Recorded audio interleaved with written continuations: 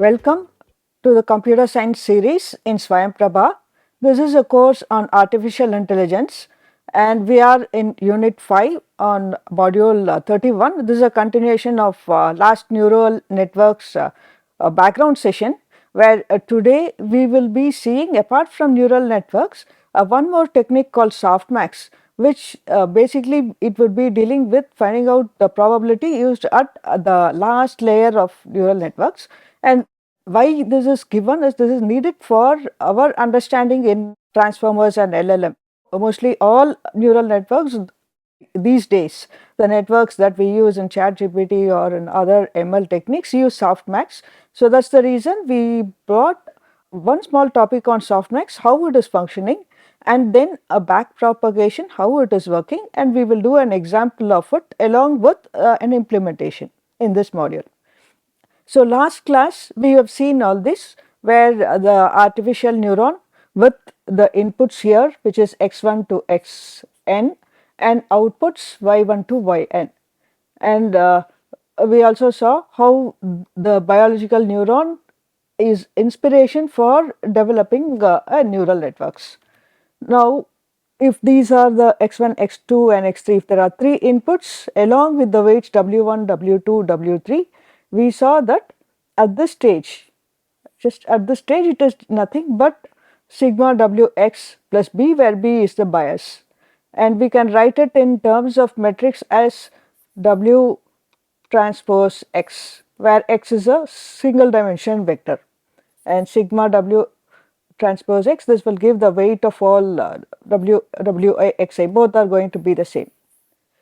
And at this position we would be using an activation function, and in the last class we have seen a few activation functions like sigmoid, ReLU, tanh, and there are also other linear function is also there. And today we will be seeing the basis behind a softmax function.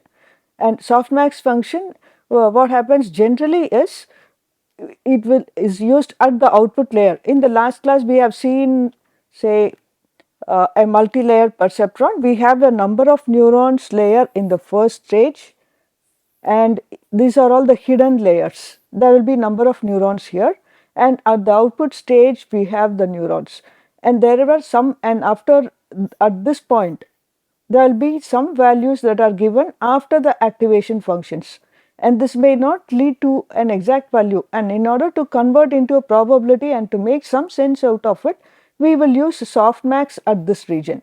So why do we use softmax and how a softmax is used? We will be doing one example behind it. So that's the reason we are giving. It is generally used at the output layer, and suppose the output logits z is equal to z1 to up to zn, then we can write as probability is Ezi divided by sigma j is equal to 1 to n e power zj, where j is going to range from 1 to n.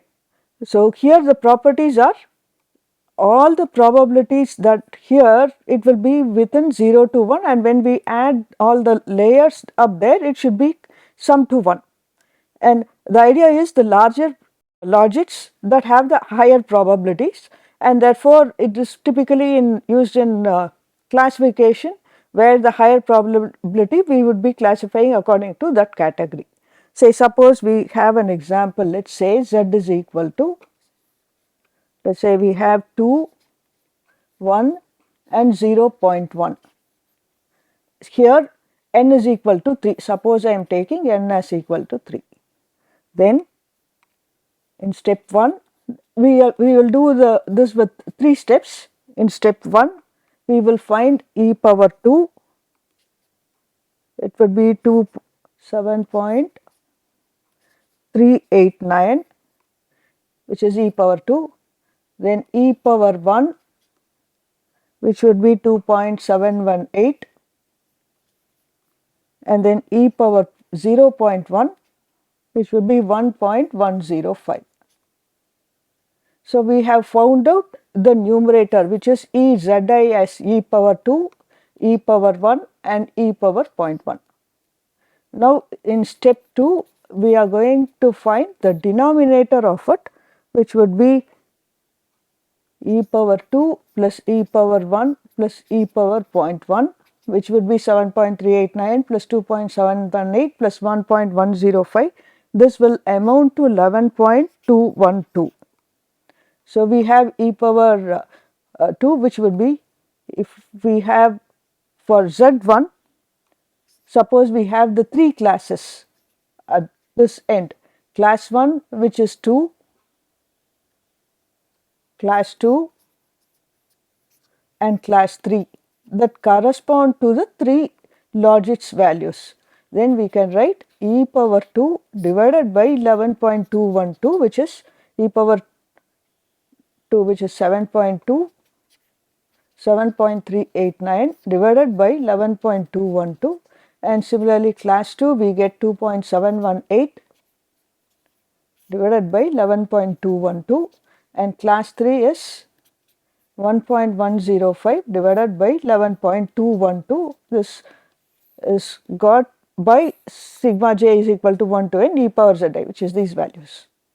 So, if we calculate these values, we would get approximately 0.659, and this we will get as 0.242, and this we will get as 0.099. And if you add all this, it would amount to close to 1. And if you look at all these values at the right side after the softmax layer, these values, the maximum value is here, class 1. Therefore, using softmax, we would say that the classification is tending towards class 1, because the probability at class 1 is more. So, in essence, this is the way the softmax function is being used. So, a quick implementation in Python is also given here, a very simple representation in Python, where we are importing NumPy, and NumPy we are calling that as NP. Normally we do that because it is easier to call that. And here we are writing a softmax function. This is a function where xs is the argument that we are passing, and it has to return np dot exponential e power xs by sum of all this. The same function what we have done manually, we are using it, and you could see that this is the value that we passed. We have worked out a manual example 2 comma 1 comma 0.1.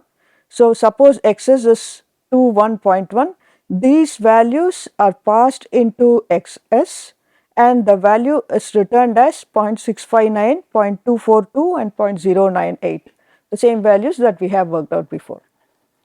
So, this is a quick implementation in Python. Now, coming back to our slide, this softmax we will be using in neural networks for other examples also. This we have seen earlier, and what is a multi-layer network. Now, in the last class we have started with working out, given a vocabulary, how to predict the next word. Okay. So, let us say given the previous task word, suppose the vocabulary is the, cat, sat. This example we will run through it, use backpropagation algorithm also, and see what happens. Okay. So, the task is given the previous word, we have to predict next. Suppose the previous word is the, predict cat. Suppose the previous word is cat, we have to predict sat. As seen in the last class, for each of the words we will be assigning the values, the vector values. For the, we are assigning 1 0 0, for cat it is 0 1 0, and sat it is 0 0 1. So, here the input size is 3, hidden is 2, and output is 3, and after this 3 we will pass it through softmax. So, suppose that x is 1 0 0, that is for the, then the hidden value is going to be 2 cross 3. Why? Because there are 3 words and 2 neurons in the hidden neurons that we have described it here, 2 hidden neurons, and output 3 for 3 different words. So, it would be something like we have 3 neurons, 2 hidden neurons and 3 output side. So, this would be 3 cross, say 2 cross 3, and this would be 3 cross 2. So, it is the other way around they have been written, which depends upon the way that we are representing this as a weight. So, this means for each word, the value is going to the hidden neuron 1, and the same thing will go here. So, that is how we get 2 cross 3. We can also represent as 3 cross 2, again it is depending on the user we can prescribe it. And the weights at this stage it is W1, and this stage it is going to be W2. The same configuration we can write here. This would be W2. And the bias, this is B1 and this is B2, and similarly here B1, B2 and B3. So, at this stage we will be getting the value as minus this 0.5 and minus 0.1, and after using the activation function h, we will get as 0.622 and 0.475. So, this is the value that we get at this stage. Now, using this and along with these values, the value at W2, we have now h, and h with W2 we would get the values at this stage, and after this stage we will use the softmax. So, the hidden value is 0.62 to 0.475.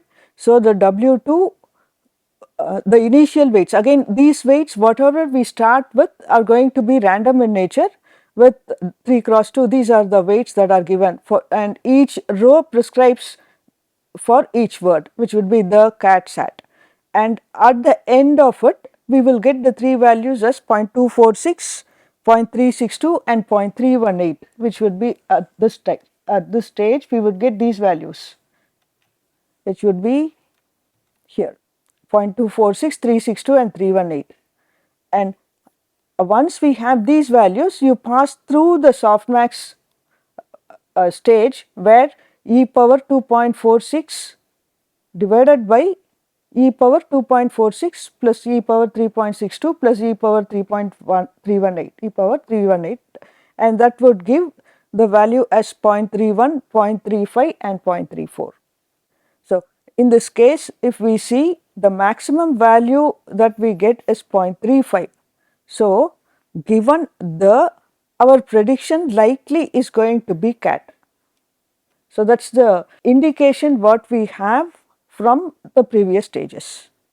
Now, how wrong was the prediction?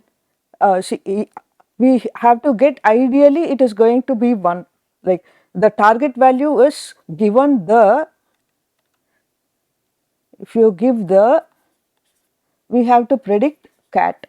For cat the vector is 0, 1, 0, but what we have got is 0.35. So, what is the loss that we have?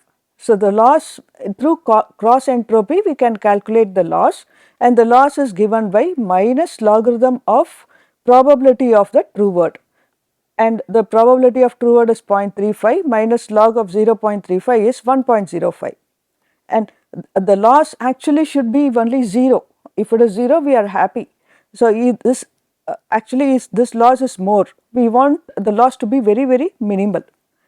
If the model has predicted 0.99, loss is 0.01, it is very small, and if it has predicted 0.01, loss is 4.6, which is huge. We do not want this, we in fact want only this category.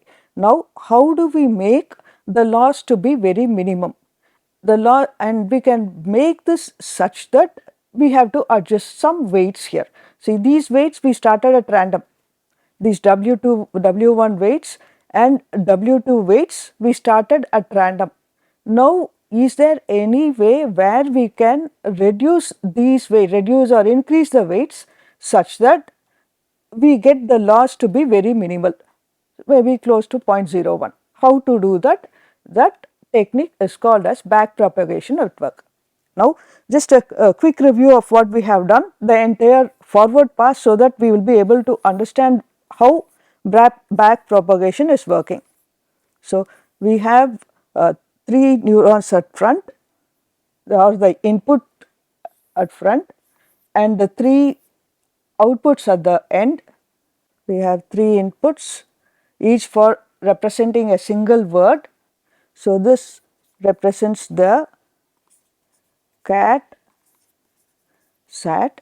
Here also it represents the cat, sat, and we have 2 hidden neurons.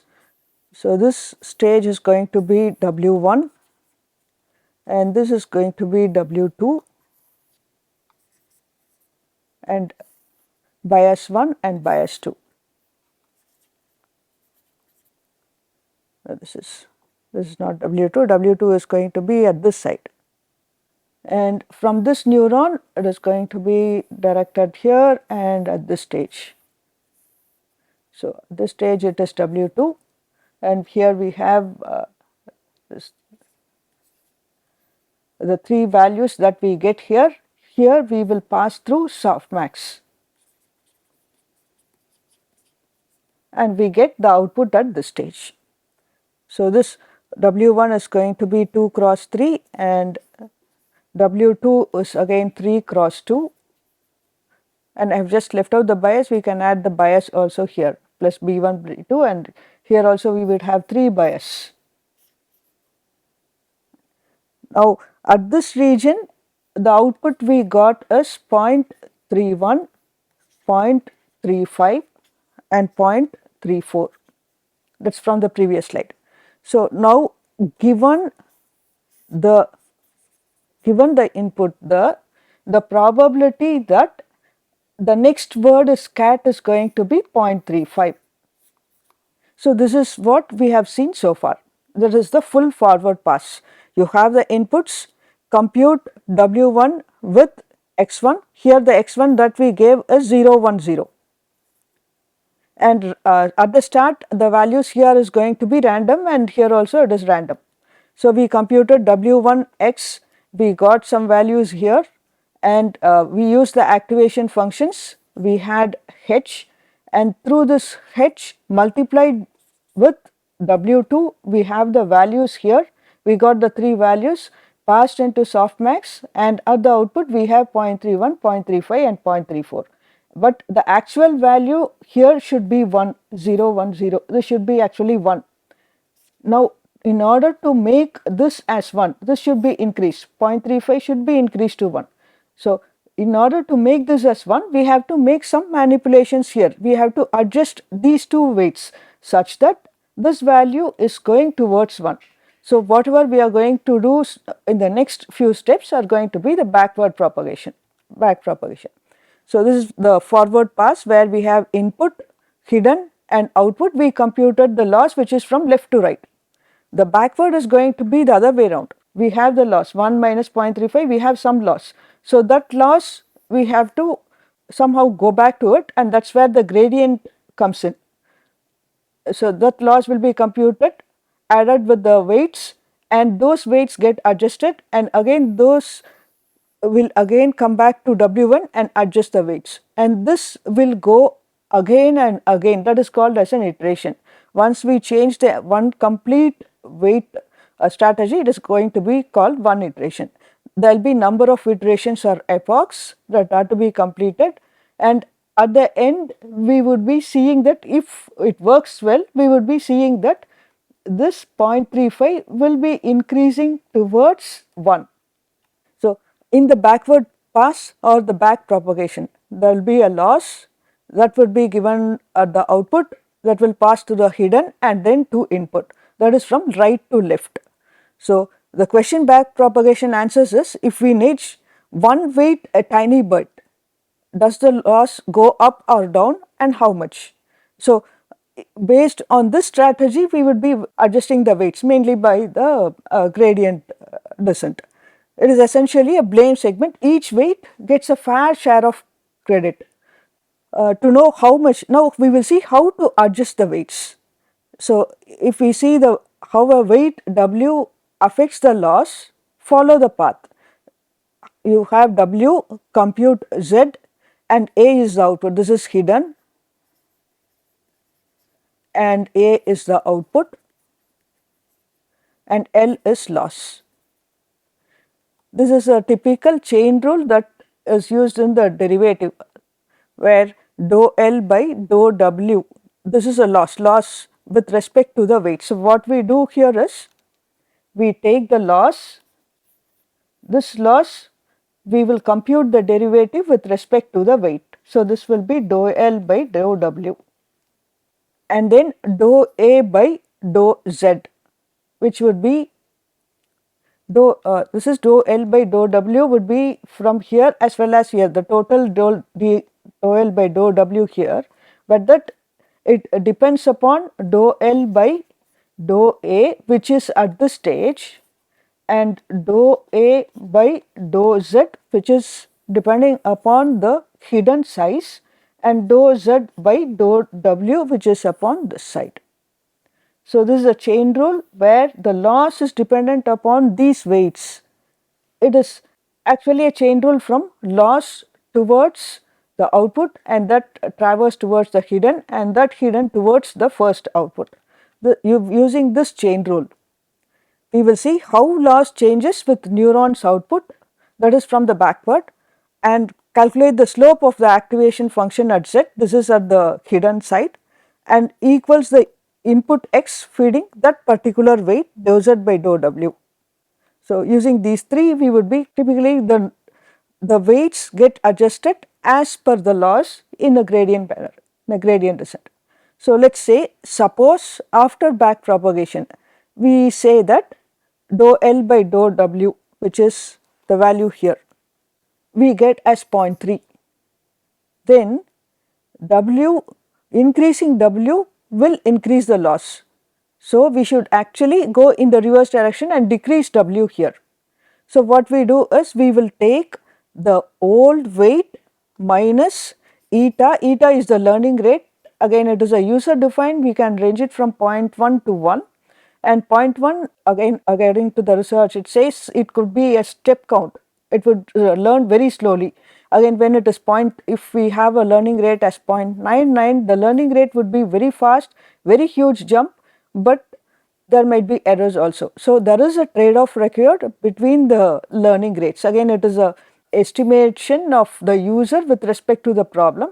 Here we have given, for example, it is learning rate is 0.1, which means it will learn very slowly. Then we could say eta multiplied by this 0.3 dou L by dou W and subtracting it from the W old. And why do we need to subtract? Because we want the loss to be reduced here. So, if W old is 0.4 and eta is 0.1, then we have W new is 0.37. So, for every weight on every training, this weight will get adjusted, and this happens according to each iteration, and after a number of epochs we would see that the loss gets decreased. Ideally the loss should be 0, but it will never happen. We want it to be very minimal, and once the loss is minimal, the next step is actually it is actually going towards the target. So, and why this matters for our learning, that is our NLP techniques embedding, because in a worked example the hidden layer turned one output hot output 100 into a dense vector which is 0.62 to 0.475. Remember we passed only this represents the cat sat. So, 100 represents and once we pass this the dense vector, the output we got is 0.622 and 0.475. This is an embedding for now we have to train this a number of times in order to get the training vector. The weight itself is becoming the embedding here. So, when we train this network on number of sentences, back propagation adjusts this W1, so that our focus is the similar words end up with similar hidden vectors, and the rows W1 become the embedding table. So, where we have seen this portion, this W1, this is going to be the embedding vector that we are using for this focus. So, in next class we will see how the embeddings are created. And before we go to the next class, we will see a small implementation of the whole backpropagation, and this is for an example of XOR. XOR, if we see x1, x2, if both are 1, x1 XOR x2 will be 0. If it is 0 1 it is 1, 1 0 it is 1, and 0 0 it is 0. So, for this I have given the implementation here. Yeah. See here, this actually is a, we have used an NumPy, and here the sigmoid activation functions, and here we will be using one hidden layer, and these are the 4 inputs, and y is 0 1 1 0, that the output that we have given. We are initializing weights. This is random in nature. At start the weights are random, the learning rate is 0.1, and here we are fixed epochs to be 10,000, and in the training group there is one hidden layer here. We have hidden input and hidden output, final input and prediction. This is the forward propagation. The loss then we are calculating. You could see the backward propagation here, that moves from the output to the hidden layer and then to the weights, and we are taking the updated weights and run across for a number of epochs, and after that we could find that after 10,000 epochs we could find that for 0 0 it is 0, for 0 1 and 1 0 it is close to 1, and for 1 1 it is 0.0. So, as a summary, what we have seen today is just the background of neural networks and Softmax, where a neuron computes A as sigma. Sigma is the activation function with Wx plus B, where B is a bias, and the whole neural network, what we do is adjust the weights such that the target matches with the predicted output. So, each one has activation functions, and a neural network has many layers, and many layers, we call that as a deep network, and each network will have a forward pass, computes the prediction, we will compute the loss, then use the back propagation from the output towards input, and there we will use that to adjust the weights. And how we do that is a gradient descent method that is regularly using the differentiation technique. So, in next session we will see how embeddings are done. Thank you.